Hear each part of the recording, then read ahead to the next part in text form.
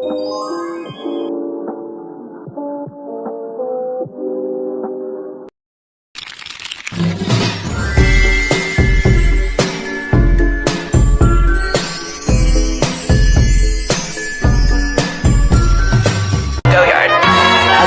much more.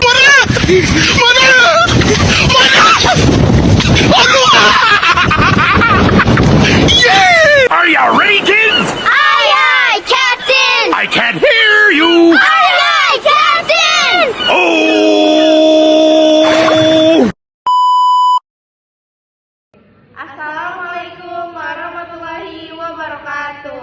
Kami dari kelompok 11, perkenalkan nama aku Miga Ulia Rahman, nomor NPM 2025 14500 140. Perkenalkan, saya Revalina Melani dengan nomor NPM 2025 14500 167 Dengan mata kuliah pengantar bisnis Ibu Mima Nizma.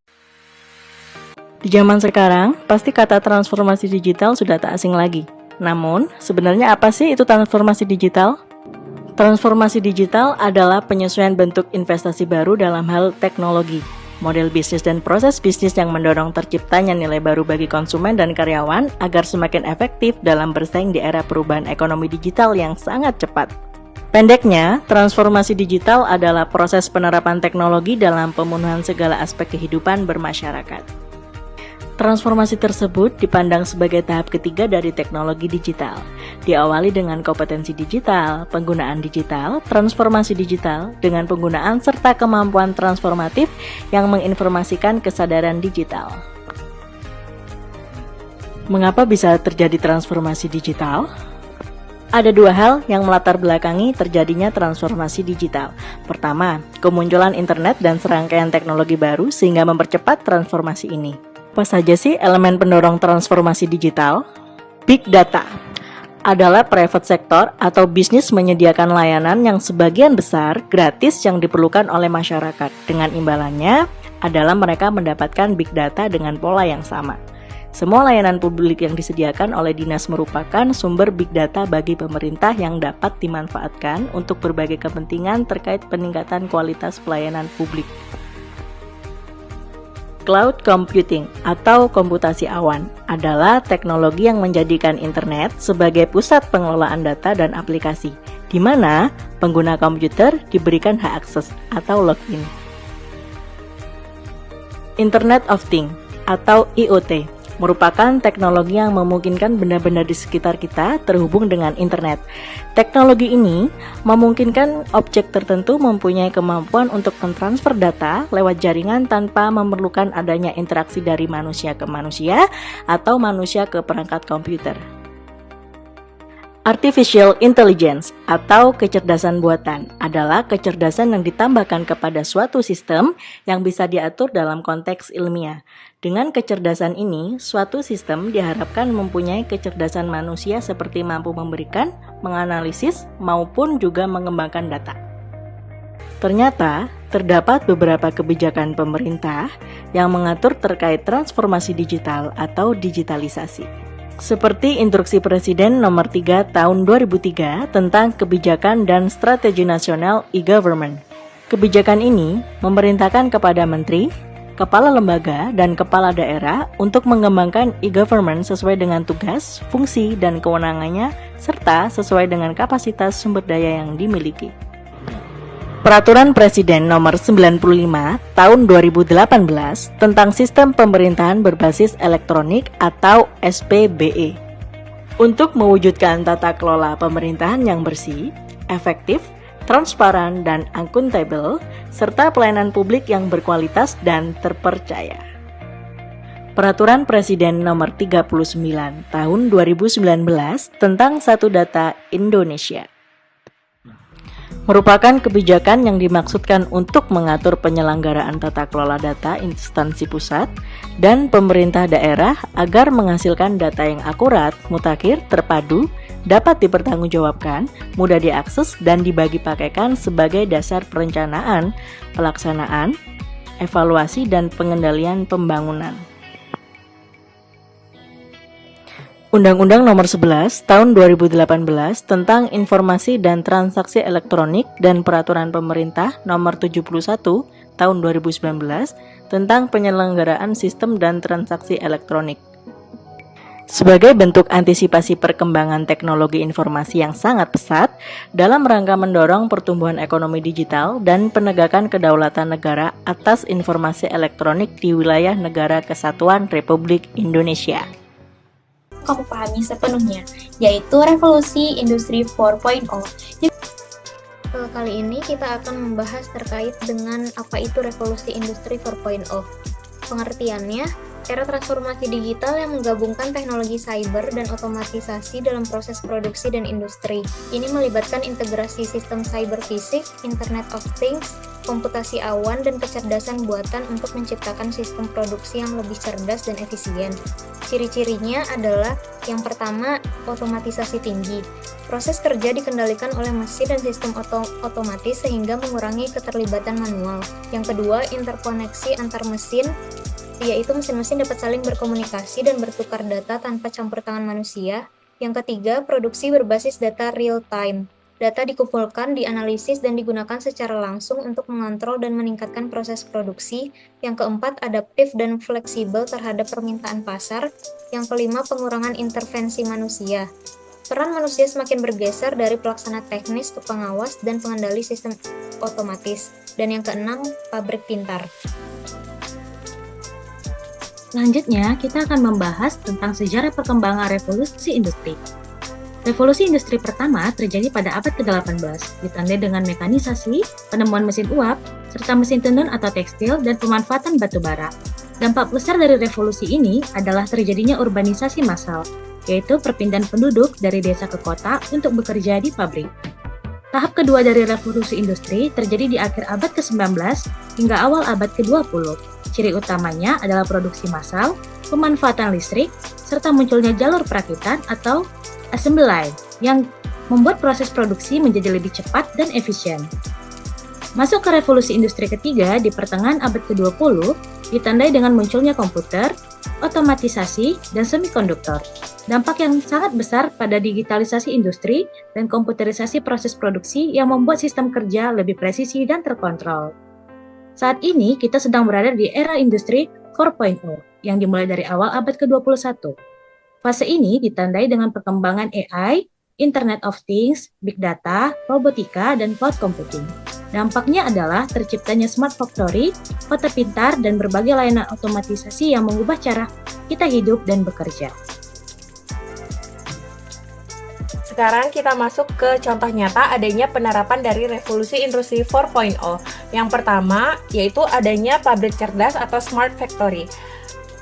Smart factory tidak hanya mengotomatisasi lini produksi, tetapi juga menciptakan sistem yang mampu beradaptasi, beroperasi secara mandiri dengan efisiensi maksimal. Contohnya, pabrik Siemens di Jerman yang menggunakan sensor IoT untuk membantu kondisi secara real time, sementara AI menganalisis data untuk memprediksi sebelum terjadinya kerusakan. Selanjutnya, yaitu pengembangan kendaraan otonom yang tidak hanya mengubah cara manusia bepergian, tetapi juga merevolusi industri logistik, transportasi publik, dan manajemen kota pintar. Contoh kendaraan otonom diantaranya adalah salah satu produk dari Tesla yang mengandalkan sensor canggih, mesin learning, dan juga jaringan 5G untuk beroperasi tanpa pengemudi. Contoh lainnya ada Waymo dari Google yang menggunakan cloud untuk memproses data dari uji coba mobil otonom di berbagai kondisi jalan. Dalam sektor kesehatan, revolusi industri 4.0 membawa perubahan besar melalui digital health yang memanfaatkan teknologi untuk menciptakan sistem layanan kesehatan yang cerdas, personal, dan efisien. Penerapannya ini sering kita temui yaitu penggunaan Apple Watch yang dapat mendeteksi detak jantung tidak normal atau aritmia dan mengirimkan notifikasi darurat. Selanjutnya, revolusi industri 4.0 juga mengubah paradigma tradisional supply chain menjadi smart supply chain. Konsep ini memungkinkan rantai pasok beroperasi secara real time dengan kemampuan prediktif dan otomatisasi yang tinggi. Salah satu contohnya adalah perusahaan Amazon yang memanfaatkan teknologi ini dalam sistem gudang otomatis di mana robot Kiva bekerja bersama manusia untuk memindahkan barang dengan cepat dan akurat untuk mengurangi kesalahan hingga 40%. Selain itu, dalam konteks industri 4.0, digital printing terintegrasi dengan IoT, AI, dan komputasi awan yang memungkinkan proses manufaktur lebih pintar, fleksibel, dan terdesentralisasi. Contohnya yaitu perusahaan BMW yang menggunakan cetak 3D untuk memproduksi suku cadang kendaraan secara on-demand yang mengurangi biaya inventaris dan mempercepat waktu produksi. Dan terakhir, revolusi industri 4.0 telah membawa terobosan besar dalam pengembangan energi hijau berbasis IoT, menciptakan energi yang lebih cerdas, efisien, dan berkelanjutan. Sektor energi terbarukan kini dapat dioptimalkan secara real-time untuk mengurangi limbah karbon dan meningkatkan efisiensi produk serta distribusi energi. Contoh nyatanya yaitu penerapan smart grid, yaitu jaringan listrik pintar yang menggunakan sensor IoT untuk memantau aliran energi dari sumber terbarukan seperti panel surya dan turbin angin, lalu menyesuaikan distribusinya berdasarkan permintaan.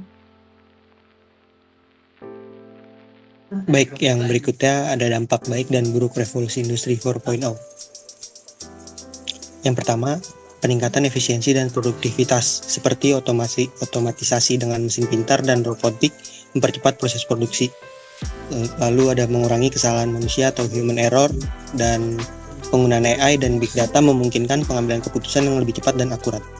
Lalu yang kedua ada inovasi di berbagai bidang seperti inovasi teknologi, yaitu munculnya teknologi baru seperti IoT, AI, dan blockchain, dan inovasi ini bisa meningkatkan kualitas produk dan layanan. Yang ketiga, lingkungan kerja yang fleksibel, seperti munculnya sistem kerja remote dan hybrid, dan yang membuat karyawan bisa bekerja dari mana saja dengan bantuan teknologi cloud dan komunikasi digital. Lalu yang keempat, munculnya lapangan kerja baru, seperti pekerjaan-pekerjaan data scientist, AI engineer, dan digital marketer. Lalu di industri kreatif dan teknologi berkembang pesat.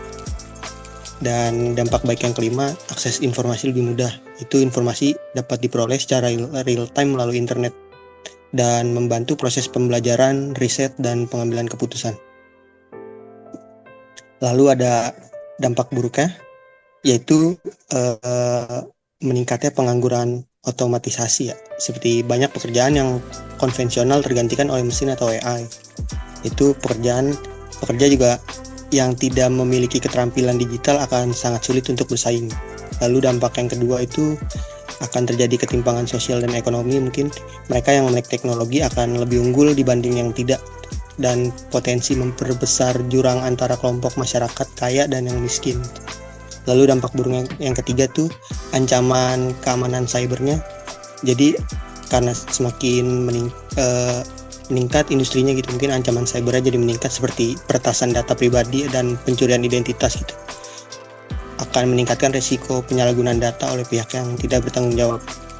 Lalu dampak buruk yang keempat ada kecanduan teknologi, yang dimana masyarakat menjadi terlalu bergantung gitu pada sistem digital, dan jika terjadi gangguan teknologi bisa lumpuh total gitu. Dan dampak buruk yang kelima itu tantangan etika dan privasi. Jadi kurangnya hukum yang mengatur AI, data, dan robotik gitu, yang membuat potensi penyalahgunaan teknologi oleh individu atau korporasi. Selanjutnya, cara menanggapi revolusi industri 4.0. Revolusi industri 4.0 ini membawa perubahan besar dalam dunia kerja, pendidikan, dan kehidupan sehari-hari. Teknologi seperti AI, Internet of Things, dan otomatisasi kini hadir di sekitar kita dan mengubah cara kita hidup dan bekerja. Lalu bagaimana cara kita menanggapi revolusi ini? Pertama, meningkatkan literasi digital dan memahami bagaimana teknologi bekerja. IoT misalnya, memungkinkan berbagai perangkat terhubung dan saling bertukar data secara otomatis. Kedua, kita perlu mengembangkan keterampilan yang relevan dengan zaman, seperti berpikir kritis, komunikasi, dan kreativitas. Ketiga, kita harus dapat adaptif dan siap belajar terus-menerus agar tidak tertinggal. Revolusi ini bukan hanya untuk ditakuti, tapi untuk disambut dan dengan kesiapan, pengetahuan, dan juga semangat untuk berkembang. Selanjutnya ada implementasi revolusi industri 4.0 dalam sistem transaksi. Peralihan dari pembayaran tradisional mencerminkan transformasi besar dalam cara masyarakat pengelola dan berinteraksi dengan uang. Di era revolusi industri 4.0, perkembangan digital seperti Internet of Things, IoT, kecerdasan buatan AI, dan komputer telah merambah sektor pembayaran dan membawa masyarakat memasuki era pembayaran digital. Quick Response Code Indonesia Standard atau yang lebih dikenal dengan KRIS merupakan simbol peralihan ke pembayaran digital dengan menyederhanakan proses transaksi melalui kode QR yang dapat diakses oleh berbagai aplikasi pembayaran. Keunggulan pembayaran digital tidak hanya terletak pada kemudahan aksesnya, namun juga menyediakan pilihan pembayaran yang lebih beragam. Selain itu, terdapat aplikasi dompet digital yang menyediakan layanan pembayaran dan transaksi secara online, seperti OVO, GoPay, Dana, Link Aja, dan ShopeePay. Inovasi ini menciptakan pengalaman transaksi yang lebih efisien dan menghilangkan kebutuhan akan uang tunai. Meskipun pembayaran tradisional masih ada, namun penerapan pembayaran digital terus tumbuh seiring dengan meningkatnya penetrasi teknologi dan perubahan perilaku konsumen. Selanjutnya adalah tantangan sistem transaksi digital. Yang pertama adalah keamanan dan privasi pengguna yang memerankan peran paling penting dalam konteks transaksi digital ini. Dan hal ini muncul sebagai isu yang harus diperhatikan oleh pemerintah dan masyarakat semuanya. Dengan pemerintah seharusnya membuat regulasi yang lebih ketat untuk melindungi keamanan data dan hak konsumen.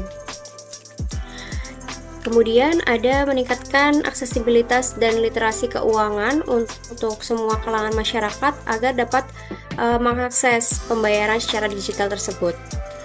Yang ketiga yaitu regulasi yang kuat dan pemantauan yang ketat untuk memastikan standar keamanan yang tinggi di sektor pembayaran digital. Baik, oke DJ Pips, untuk revolusi industri 4.0 bukan tentang siapa yang tercepat, tapi siapa yang paling siap. Siap belajar hal baru, siap bangkit dari kegagalan, siap berubah, karena masa depan bukan milik orang kuat, tapi milik mereka yang terus bertumbuh. Dan itu bisa jadi kita kalau kita mulai dari sekarang. Terima kasih, sampai jumpa.